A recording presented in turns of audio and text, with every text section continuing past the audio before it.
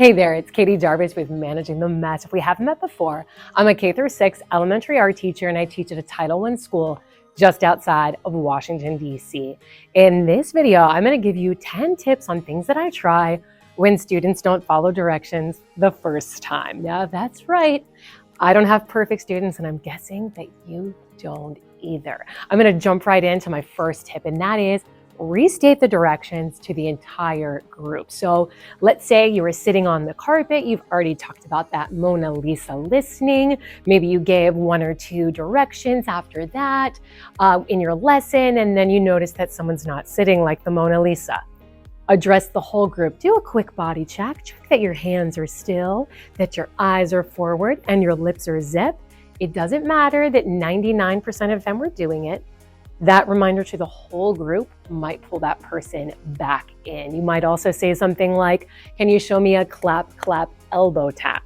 And then show me your Mona Lisa. And that just refocuses the group so that you can pull that last one in there and move on with your lesson. If you're talking in upper grade, you might say a reminder after you've already said, hey, we're gonna walk back to our seats and get started quietly. You might say, how does it sound when 5th graders are going back to their seats and getting to work? You're not calling the one person out that was being loud maybe in that situation, but you're giving a reminder to the whole group and resetting those expectations. The second tip I've been using a lot in my classroom lately, and that is if a student forgets, let's say they are talking out when we're in a red zone, which on my carpet, that means no talking. I just say, oops, or uh-oh, we forgot, and point to my red zone sign. So I'm not really calling them out for what they did, but I'm giving them a chance to realize, oops, we made a mistake. Let's start over and try that again. And I've also said this even with the group after I've given a direction and then things are not going that way. Oops, we forgot. We need to hold on to those scissors and give them a hug while we're walking. And that just stops everybody. I think it's a little bit more friendly and approachable than kind of yelling at students and firmly correcting them. I teach a very large population of English language learners. So one thing that I do when someone is not following directions is I check and make sure that they understand what they should be doing. I ask them if they have any questions for me or ask them why it is that they're not following the direction that was given. A great one to use with the older kids, especially as they get to know you and the year moves on, is when you see something that's not quite right, you just say, what am I going to say? I don't know if moms use this at home, but for some reason this just works like a charm. They get the hint, you don't have to do a lot of nagging, and they typically go ahead and fix what it is that you need. I have a whole separate video about my full behavior management plan. So if you're interested in the next 2 tips and what I'm saying, you can learn a little bit more there. I'll link it in the description down below. If a student is ignoring my directions, I will say to them, that's a 1. And what that means is that's a first warning. If it's a younger student, I might restate the rule for them that they are breaking to make sure that they are clear about what is happening. If I see the same behavior again, let's say they're rocking back and they're sitting unsafely on their stool. If I say it to them again, I will say, this is a second warning.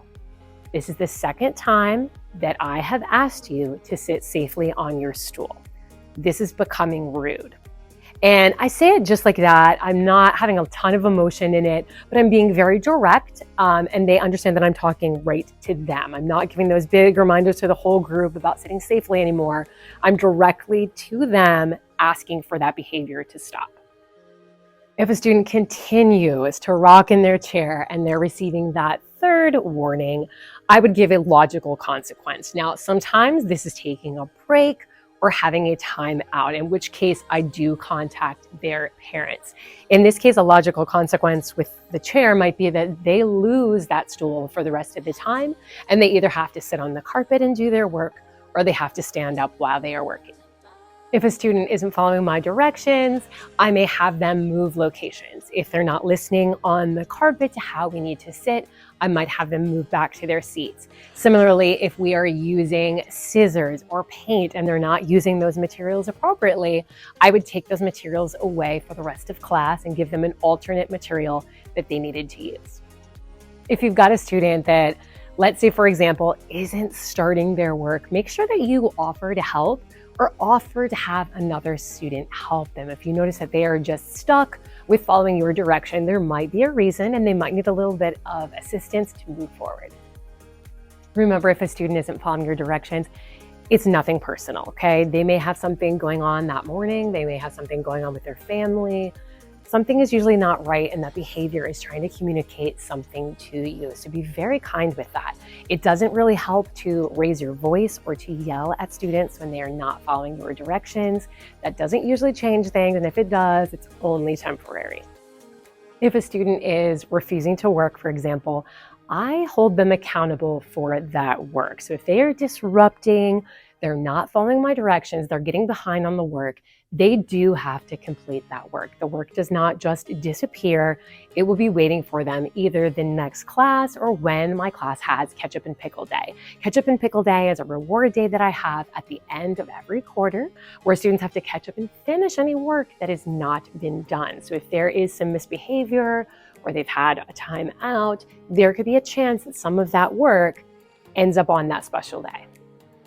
I sure hope this video was helpful for you. If you've got some other ideas, make sure that you comment down below or reach out to me on Instagram. Next, I hope you'll watch my video all about talking in the art room.